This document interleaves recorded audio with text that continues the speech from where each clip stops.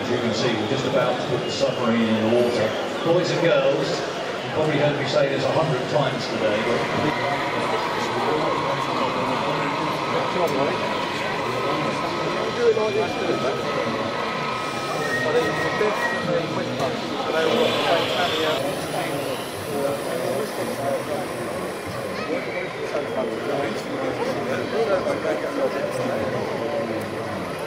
That might be very important.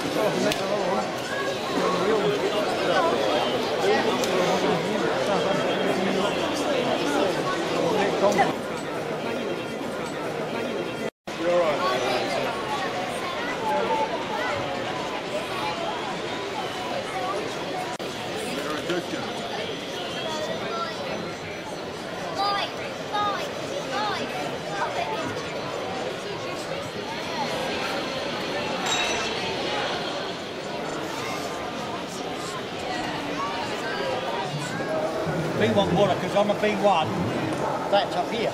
Yeah. And there, I think they're slightly back a bit.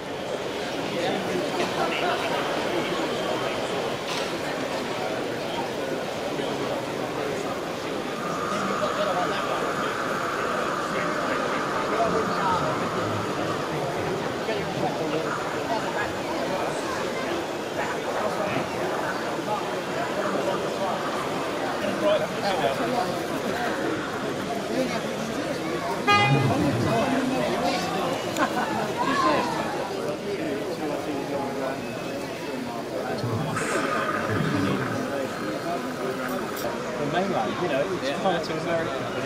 It's a long way away. I've got to go and test the Bentley. That plane got the record. It's in fact the Lifeboat Enthusiast Society Museum, and that's well worth a visit. Maybe when it comes round to Easter, it's another day for you. And that boat, 4401, the original one, you can actually see there. There's also a big Arran class, 54-foot Arran class, which you can walk over. It's got a gangway and go up onto it. It's in a dry dock there. There's about another 6 or 7 lifeboats there, and there's activities for the children. So Google it, Lifeboat Enthusiast Society, and through the summer we do some storytelling and special activities over there as well. But that's worth a day out. Let's come back to the lifeboats. You'll notice the numbers on the front. Each lifeboat has 3 numbers. What you can see visibly at the moment is its operational number. So 44001 means it's a 44-footer. It's an imperial measurement, 44 foot long, and it was the first one in production. 1401 coming down here, the Trent class. We've got one of those near where I live at Canterbury that is based down at Ramsgate, 1402. This is 1404, which is the real boat came from Alderney over in the Channel Islands. Now that's got a 14 because it's metric, so it's 14 metres long. If you go down and see the Shoreham boat, it'll have a 16 on the front, that means it's 16 metres long. If you go round to Newhaven, that'll have a 17 on the front, so it's 17 metres long.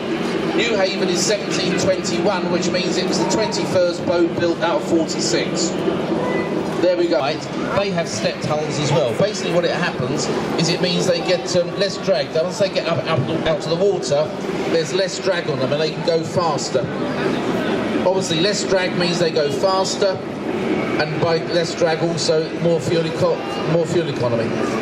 As I say, the little Oden McLachlan, they made 10 of those. The first 2 were made in wood, and the second 8 were made in glass reinforced plastic. Had a 4-man crew, and as I say, was commissioned about 1968 for the RNLI.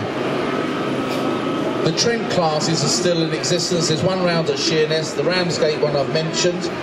Dover and Newhaven had the large 7 class. Eastbourne used to have a Mersey class, but about a year or so ago that got changed over to the very latest one, which is the Tamar class.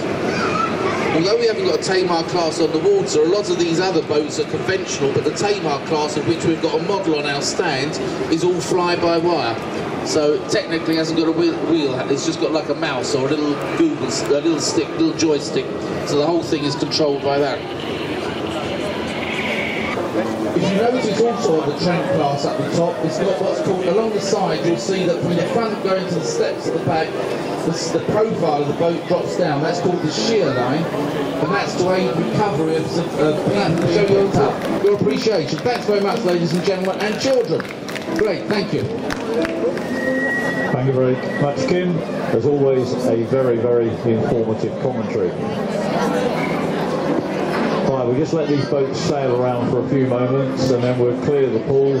Our next feature on the pool will be at 3:30, where we'll do a demonstration of radio-controlled submarines.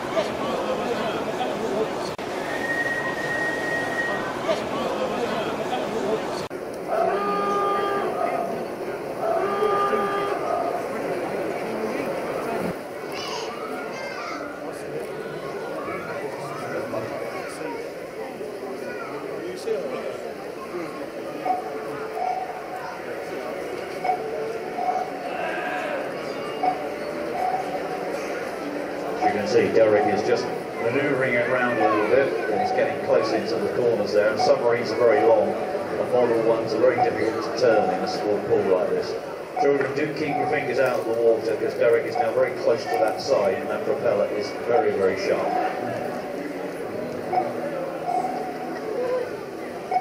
You can see as HMS Resolution is coming round, the other little submarine has gone down.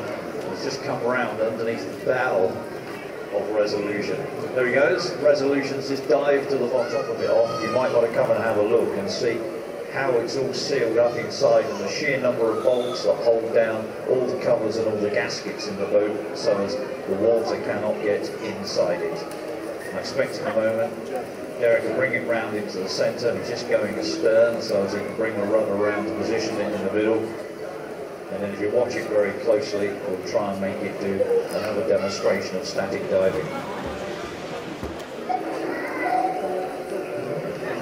Right, well, I get Captain Derek to bring the big black submarine into the middle of the pool. And I'll tell you a little bit about it, and then we'll explain one of the very clever things that it's able to do. This is HMS Resolution. It was the first submarine that actually carried nuclear warheads. The chilling fact about this submarine was that it carried 16 missiles, and each of the missiles was capable of deploying 4 nuclear warheads. And it puts a shiver down my spine every time I make that statement. It's horrible. This submarine holds the record for holding the longest period of time under sea. In 1991, HMS Resolution stayed submerged for a period of 108 days. Now imagine that, boys and girls, being down in the submarine, not seeing fresh air, not seeing sunlight for 108 days. As we often joke, they must have been just about running out of tea bags.